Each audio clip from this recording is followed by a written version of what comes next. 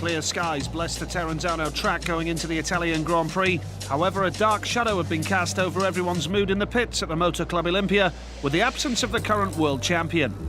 Riding in a British Elite League match for his club Pool following the Danish GP, Chris Holder sustained season-ending injuries, including a fractured hip, broken pelvis and a shattered heel following an horrific crash. We caught up with Chris convalescing at home in Pool.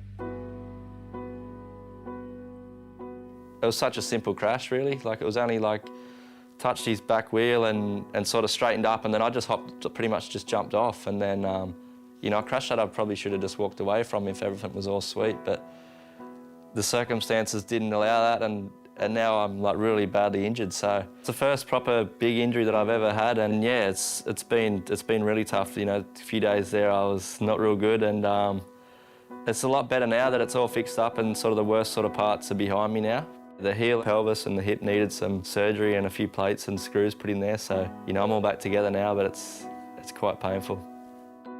The recovery is going to be a long one. I'm not allowed to put any weight on sort of both my feet for about 3 months. The physio thing started already, so I'm just trying to do that all the time, do all the exercises. It could be anywhere up to 6 months before I'm, you know, back having a ride again, so I'm counting down the days.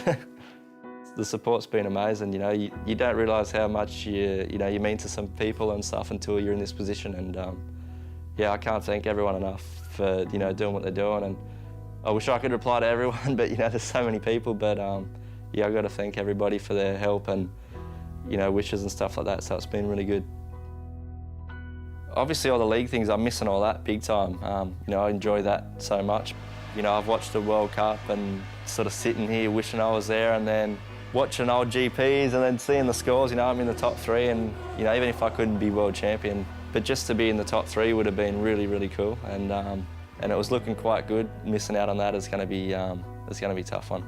You know, it's made me more determined for next year, really. Just, you know, I'll train hard and get back to full fitness, and yeah, have another crack at it. So with Chris unable to defend his crown, how does he see the remainder of 2013 developing? Wolfie, I think, is the only guy who's going to peg down Emil if there's any chance, but that's going to be tough.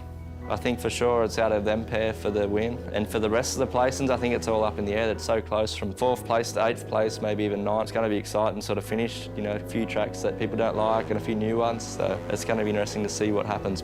You know, the guys that have been relying on wildcards the last few years that have just been scraping in, the pressure's going to be on them a lot now to get in, because if Darcy doesn't get in, then for sure he's going to have to get one, and if I drop out, which is going to happen, then hopefully I get one.